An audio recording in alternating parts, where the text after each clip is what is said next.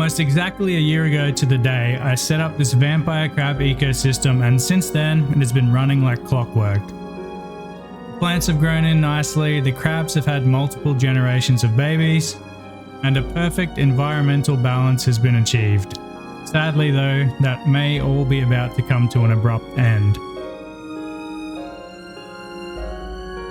In less than 48 hours, an extremely aggressive type of mold, what I've come to call apocalypse mold, has appeared and is consuming everything in its path. It spreads at an incredible rate, and from just a couple of infected leaves, it spread to a 30 centimeter squared area in less than 24 hours, and almost half the tank in 48 hours.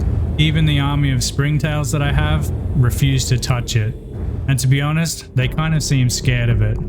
At this stage, it seems to only be consuming the plants, but I don't want to risk it spreading to the moss and the animals, so I'm going to be cutting everything out in the hopes that I can kill it and stop it causing this tank to become a barren wasteland.